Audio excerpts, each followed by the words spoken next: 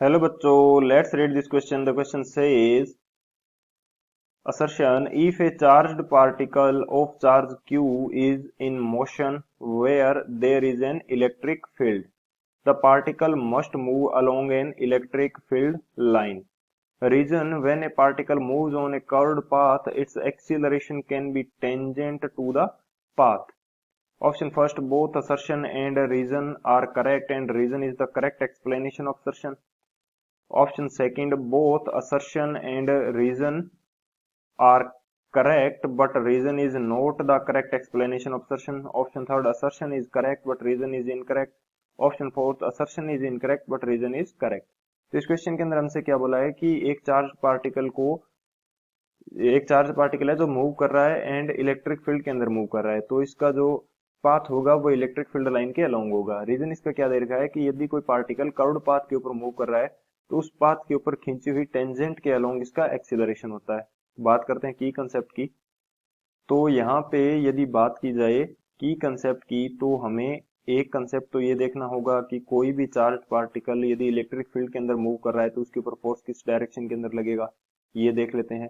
तो फर्स्ट की कंसेप्ट के अंदर मैं बात कर लेता हूं force on a charged particle.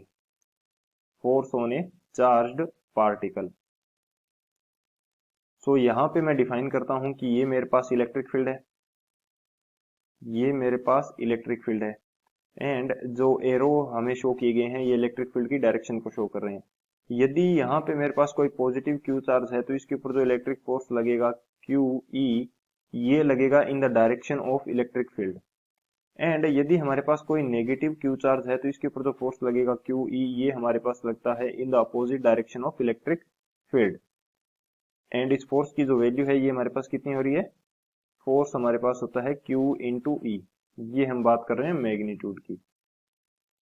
Q E इसका मैग्नीट्यूड होगा फोर्स का. सो एक की कंसेप्ट हमारे पास ये हो जाता है. सेकंड की कंसेप्ट हमारे पास क्या होगा कि यदि कोई पार्टिकल मूव कर रहा है कर्व्ड पाथ के ऊपर, यहाँ पे मैं बात कर लेता हूं कि सर्कुलर मोशन यदि हो रही है तो कर्व्ड पाथ है ये.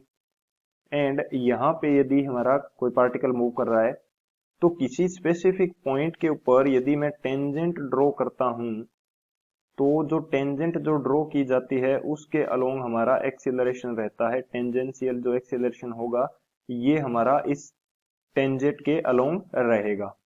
सो ये हमारे पास की कंसेप्ट रहेगा सेकंड. यानी कि यदि मैं स्टेटमेंट के रूप में लिखना चाहूं तो ये मेरे पास क्या होगा, acceleration acceleration at curved path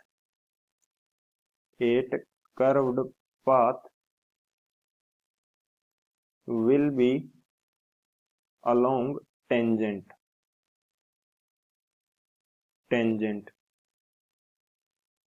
ये हमारे पास क्या बोला जा रहा है कि यदि कर्व्ड पाथ के ऊपर मूव कर रहा है तो टेंजेंट के अलोंग इसका एक्सीलरेशन होगा. हम यहाँ पे बात कर रहे हैं टेंजेंशियल एक्सीलरेशन की. टेंजेंशियल एक्सीलरेशन की बात कर रहे हैं कर्व्ड पाथ के लिए. सो ये हमारा सेकंड की कंसेप्ट हो जाएगा. इन दोनों की कंसेप्ट की हेल्प से इस क्वेश्चन को सोल्व करते हैं. अब यदि सॉल्यूशन की बात करें तो हमें क्वेश्चन के अंदर क्या दे रखा है कि एक पार्टिकल है जिसका चार्ज है Q एंड ये मूव कर रहा है एंड मूव करते हुए किसी इलेक्ट्रिक फील्ड में पहुंचता है. सो फर्स्ट कंडीशन के अंदर मैं बात करता हूं कि ये इस इलेक्ट्रिक फील्ड के परपेंडिकुलर मूव कर रहा था. परपेंडिकुलर ये चार्ज हमारे पास मूव कर रहा था Q एंड जैसे ही ये इलेक्ट्रिक फील्ड के अंदर पॉजिटिव Q चार्ज पहुंचेगा इसके ऊपर फोर्स अप्लाई होगा कुछ इस डायरेक्शन के अंदर एंड ये पार्टिकल धीरे धीरे कुछ इस तरह से कर्व्ड पाथ के ऊपर बेंड कर जाएगा. एंड फाइनल कंडीशन के अंदर ये चार्ज पार्टिकल जो क्या है इलेक्ट्रिक फील्ड लाइन के पैरेलल मूव करने लगेगा.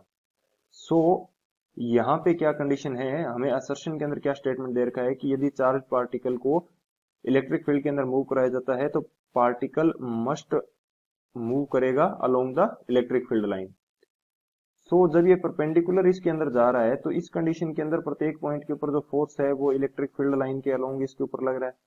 लेकिन इसकी मोशन क्या है, मोशन हो रही है कर्व्ड पाथ के ऊपर, न कि इनिशियल जो मोशन है ये इसकी along the electric field line है.